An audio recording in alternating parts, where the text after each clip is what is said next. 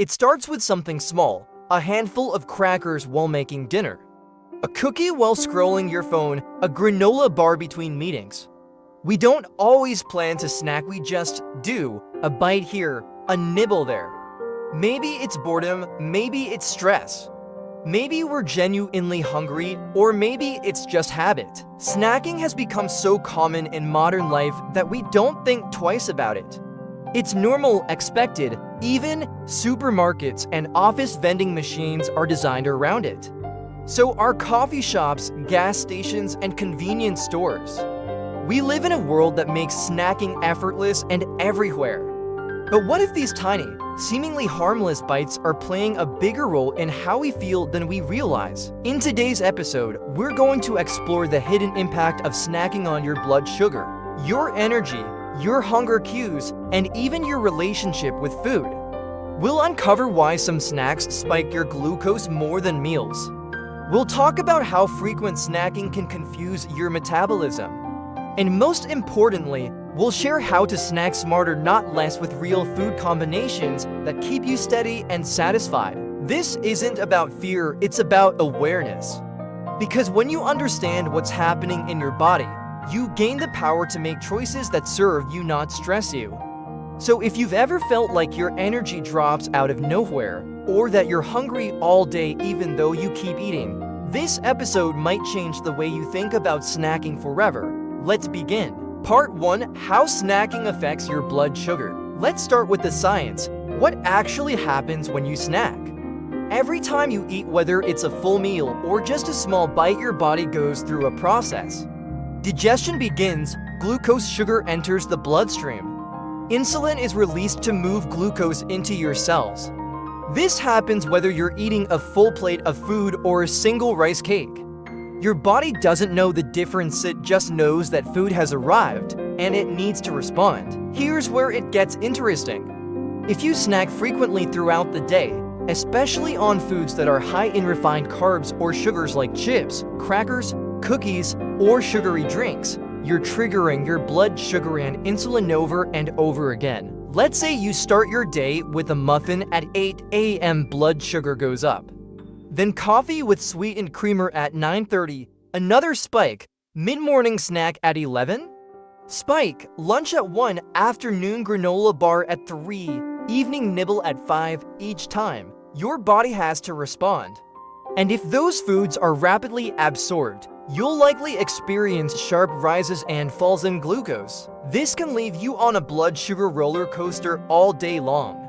And what happens when your blood sugar crashes? You feel tired, you feel hungry even if you recently ate. You crave sugar or carbs. You feel moody or anxious, so what do? You reach for another snack to fix it, and the cycle continues. Over time, this pattern can contribute to insulin resistance, increased fat storage, especially around the belly, chronic fatigue, mood swings, hormonal imbalances, digestive issues. You may not notice it right away, but your body does. Snacking versus meals. Which spikes you more? It might surprise you, but some snacks spike blood sugar more than meals. That's because many snacks are made of refined carbohydrates without the buffering effect of fiber, fat, or protein. Take a granola bar, for example. It may look healthy, but it often contains added sugars, processed grains, very little fiber or protein. The result, a quick spike in blood sugar, sometimes sharper than a plate of pasta. And because snacks are often eaten quickly and without much thought, the body doesn't get the same satiety signals it does with a meal. In contrast, a balanced meal with fiber, fat, and protein digests more slowly and raises glucose more gradually. It leaves you feeling satisfied for longer and less likely to crave more food soon after. That's the key. It's not just about what you eat. It's about how your body responds. The insulin whisper. There's another hidden effect of frequent snacking. Your insulin never gets a break. Every time you eat, your pancreas releases insulin. That's normal, it's how your body manages blood sugar. But if you eat constantly, insulin is being released constantly. Over time, this can wear down your cells' sensitivity to insulin. they stop responding as well. Your body has to produce more insulin to get the same job done. This is how insulin resistance begins, and insulin resistance isn't just about diabetes, it's also linked to weight gain, inflammation, brain fog, and reproductive issues, especially for women. So giving your body space between meals times when insulin levels drop can be incredibly helpful. It's called metabolic rest, and it's one of the most powerful benefits of reducing unnecessary snacking. But wait, is all snacking bad? No, absolutely not. Sometimes we truly need a snack. We're hungry, our meals were too far apart. Our schedule is unpredictable, that's real life. And in those cases, snacks can be supportive if they're built with the same principles we use for meals. Start with fiber like veggies, nuts, or seeds. Add protein or healthy fat like eggs, cheese, hummus, or avocado. Save any carb-rich items for last like fruit or whole grain crackers. This sequence helps keep your blood sugar stable even when eating small portions, so the goal isn't to eliminate snacking. It's to snack with awareness. Listen to your hunger, ask yourself, am I truly hungry or just bored or stressed? When was my last meal? What kind of fuel would feel good right now? These questions invite mindfulness and that changes everything. Part 2, Smart Snacking Strategies. What, when, and how. Let's get practical. If we accept that snacking is part of modern life, the goal isn't to avoid it altogether, it's to do it better. To snack with purpose, presence, and a little science on your side. Because when done right, snacks can energize you, support your metabolism, and carry you smoothly between meals without the crashes. So how do we snack smarter? It starts with 3 core questions. 1. What should I eat? 2. When should I snack? 3. How do I build a snack that keeps me steady? Let's walk through each step by step. 1. What should I eat? A smart snack is one that nourishes, not just entertains. That doesn't mean it has to be boring. It just means it should contain the right elements to prevent a glucose spike and keep your body fueled. Here's the golden formula: fiber plus protein or fat plus or minus carbs last. Let's break that down. Fiber slows down the digestion of carbs and blunts glucose spikes. Think raw veggies, seeds, or nuts with skins. Protein helps stabilize blood sugar and promotes satiety. Examples: boiled eggs, Greek yogurt, turkey slices. Healthy fats also slow absorption and keep you full longer. Think avocado, olives, nut butter. Carbohydrates are okay, just include them last in the snack or in very small amounts. Snack combos that work: a few cucumber slices with hummus, followed by a small apple. A hard-boiled egg with a few cherry tomatoes, then a handful of berries. Greek yogurt unsweetened topped with chia seeds and a few banana slices. A small handful of almonds, then a couple of whole grain crackers. Have an avocado with a sprinkle of salt and pumpkin seeds. These combinations are satisfying, steadying, and gentle on your blood sugar. 2. When should I snack? Timing matters. Snacking when you're not truly hungry can cause unnecessary spikes. But the opposite is also true. Strategic snacking can actually help prevent blood sugar dips between meals. Here's how to tell when a snack is helpful. More than 5 hours have passed since your last meal. You feel genuine physical hunger, not emotional or bored hunger. You're about to work out and need fuel. You're approaching bedtime and feel slightly hungry, especially helpful for stabilizing overnight glucose. What's not ideal? Snacking out of habit, not hunger. Grazing all day with no meal structure, snacking because you're stressed, anxious, or procrastinating. A mindful pause, am I truly hungry, can be the difference between a helpful snack and a harmful habit. 3. How should I structure my snack? Snack like it's a tiny meal. Don't think of it as a random bite. Think of it as a mini, balanced plate. This gives your body the same stability you'd expect from a full meal, just in smaller form. Let's build one. Start with fiber-rich veggies: snap peas, bell pepper, celery. Add protein: fat cheese slice, nut butter, egg. End with optional small carb grapes, fruit, rice cake. By following this order, You're helping your body digest more slowly, keep insulin calm, and extend your energy window. Even better, slow down when eating, chew, taste. Let your body register what's happening. It's not just what you eat, it's also how you eat. Bonus, what about sweet cravings? Cravings are real and sometimes we just want something sweet. Here's how to enjoy it without causing a sugar crash. Start with a piece of avocado toast or a boiled egg. Then enjoy a square of dark chocolate or a date with almond butter. Or have a small fruit portion after a protein-based snack. This method softens the glucose response while still honoring your desire for a treat. Sweet foods aren't the problem, unbuffered sweet foods are. So build a cushion, then enjoy. Snacking and metabolism give your body room to breathe. We often underestimate the power of not eating. Between meals, your body shifts into clean-up mode, repairing cells, burning fat, clearing waste. This is called the migrating motor complex (MMC), and it only activates when your digestive system is quiet. Frequent snacking interrupts this rhythm. When you give your body 4 to 5 hours between meals and snacks, you allow it to rest, reset, and metabolize more efficiently. So if you don't need a snack, you might benefit more by waiting. Think of it like this: a smart snack supports you. A mindful pause restores you. Real-life example, Sarah's afternoon makeover. Sarah, a 41-year-old nurse, used to rely on granola bars and trail mix to get her through her long shifts. But she noticed something odd. The more she snacked, the more tired she felt. After learning about food order and glucose, she tried a new approach. At 3 p.m., she had a boiled egg, a few snap peas, and 2 squares of 85% dark chocolate. She ate slowly, seated at her station, with a glass of water. The result, no crash, no second snack.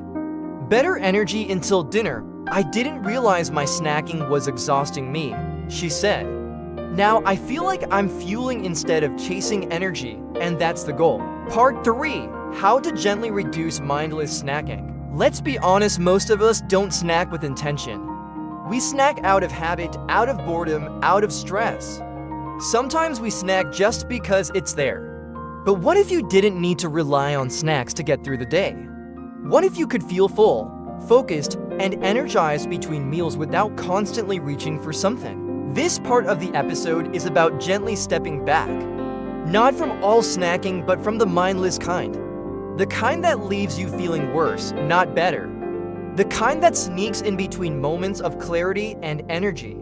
And here's the good news: you don't need rules or rigidity. Just curiosity, awareness, and a little strategy. Let's dive in. Step 1. Observe without judgment. The first step is not to stop snacking, it's to notice it. Spend one day just paying attention to when, why, and what you snack on. Write it down if you want. Not calories, not macros, just patterns. What time do you tend to reach for a snack? Are you truly hungry, or are you distracted, emotional, or tired? What are you snacking on? How do you feel after? You might be surprised at how often you're snacking without actually needing food. And that's okay. Awareness is never about shame.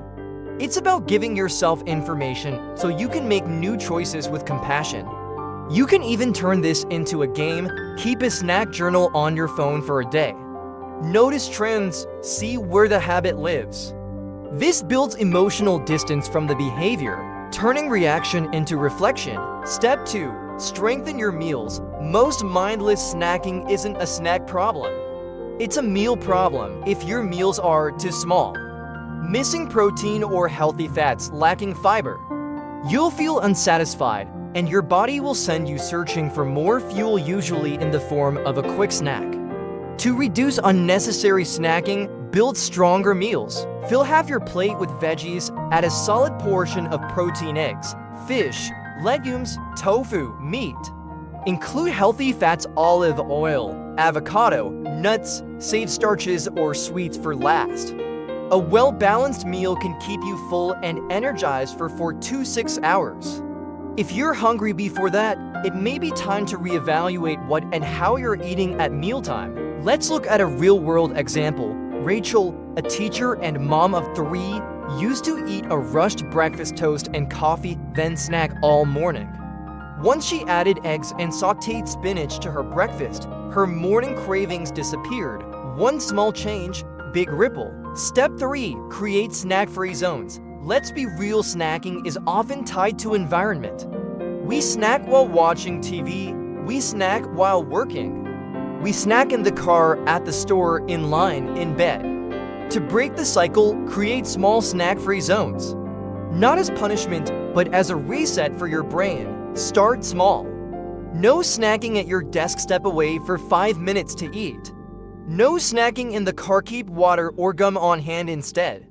No snacking while watching TV, pause and ask, am I hungry? These small boundaries help you eat with more presence and intention. They also retrain your brain to separate activity from eating. Make it a ritual. Light a candle before you eat. Sit down, use a plate. Small acts of care make food feel more like nourishment, less like background noise. Step 4, add a pause practice.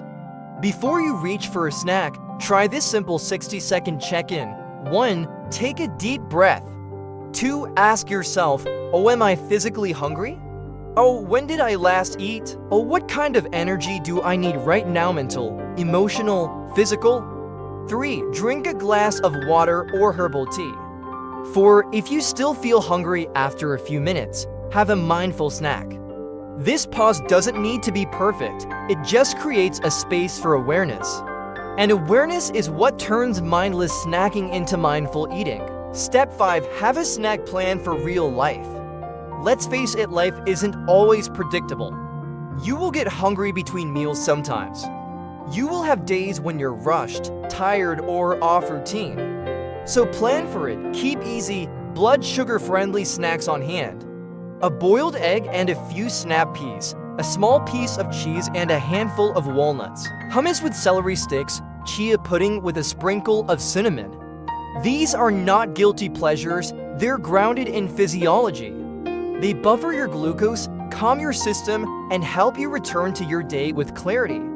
When you choose a snack with intention, your body responds with steadiness.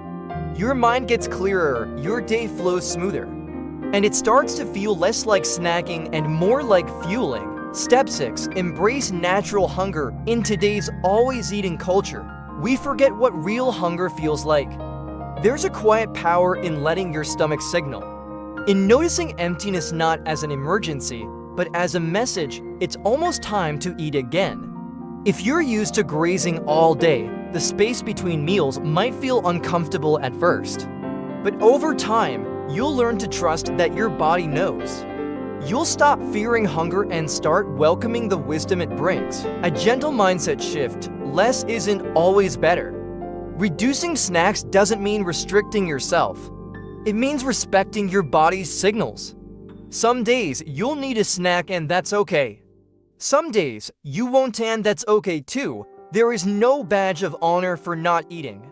There's only the quiet confidence that comes from listening to yourself and responding with care. Let go of the idea that snacking is bad. Replace it with, I choose to eat when my body truly needs nourishment. That's freedom, that's grace. Real life story, Mark's midnight munching.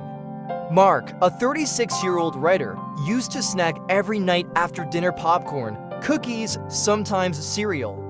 He wasn't hungry, he was tired and wired. We worked on just one thing, adding a pause. Before his snack, he made a cup of tea. He lit a candle. He asked himself, do I want food or do I want comfort? Sometimes, he still had a snack, but other nights, the tea and a quiet moment were enough. I didn't stop snacking because I forced myself, he said. I stopped because I finally listened to what I really needed.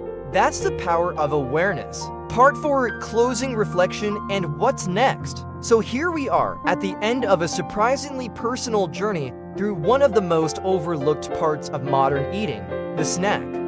We begin this episode not by villainizing snacking, but by asking a simple question: is the way we snack supporting us or sabotaging us?